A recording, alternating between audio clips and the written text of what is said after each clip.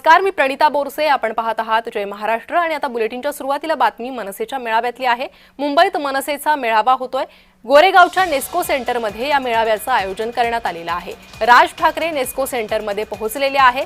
पदाधिकाऱ्यांना राज ठाकरे मार्गदर्शन करणार आहे, त्यामुळे राज ठाकरेंच्या भाषणाकडे लक्ष लागलेलं आहे.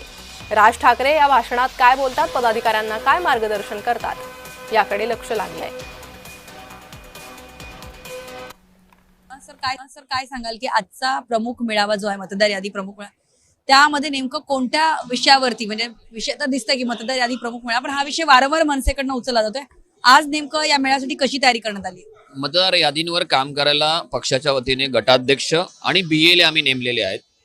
त्यांनी मतदार यादीवर नेमकं काय काम करायला हवं, कारण जो काही 2024च्या विधानसभेत मतदार याद्यांमध्ये घोळ झालेला आहे, जो दिसून येतोय, तो घोळ जो दिसून येतोय त्याच्याप्रमाणे त्याच्यावर नेमकं काय त्रुटी आहेत या शोधून काढण्यासाठी गटाध्यक्ष आणि बीएलए हे काम करतील. त्यांना एक टास्क दिला जाईल दिवाळीनंतर पुढे 15 दिवसात तुम्हाला अमुक गोष्टी ज्या आहेत मतदार यादीवरच्या, तुम्हाला 1 to 1 मतदारांना भेटून त्या शोधायच्या आहेत. म्हणजे तुम्हाला घरोघरी जायचंय, त्याच्यामध्ये किती तिथे तो मतदार राहतो की नाही राहतो, दुबार किती आहेत, बोगस किती आहेत, वयोगटात बसतात नाही बसतात, त्यांची वय बरोबर आहेत चुकीची आहेत, त्याचबरोबर कोणी शिफ्ट झालेलं आहे, मयत पावलेलं आहे, अशा सगळ्या गोष्टींवर तुम्हाला जाऊन ते प्रत्यक्ष इन पर्सन जाऊन काम करायचं आहे. या संदर्भात राज ठाकरे साहेब आज मार्गदर्शन देतील आणि त्यांना एक कालावधी देतील.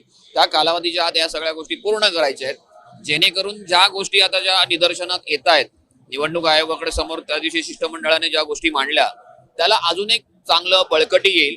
आणि फ्युचरमध्ये जी बोगस मतदार जे घुसलेले आहेत, ज्याच्यामुळे हे वोट चोरी जी होते आणि वोट चोरीचं जे सरकार आता बसलेलं आहे, त्याचं महानगरपालिकेत बसू नये याच्यासाठी ही दक्षता आहे. कारण महानगरपालिकेमध्ये देखील हा प्रकार मागच्या वेळेला विधानसभेला जो झाला तो होण्याची शक्यता आहे. त्याच्यावर कुठेतरी आळा आणणं गरजेचं आहे आणि ते काम आपण महाराष्ट्र नवनिर्माण सेनेच्या माध्यमातून करण्याचं आमचं नियोजन आहे.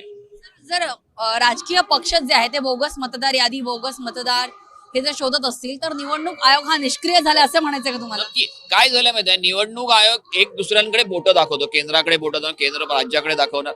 अरे तुम्ही सगळे राजकीय पक्ष जर तुम्हाला सांगतायत की याच्यामध्ये घोळ आहे, ती मतदार यादी तुम्ही राजकीय पक्षांना देत नाही, मतदारांना देत नाही. जर राजकीय पक्षांना मतदार यादी देणार नाही, तर मग मतदार यादीवर प्रचाराच्या निमित्ताने काम कसं करायचं राजकीय पक्षांनी?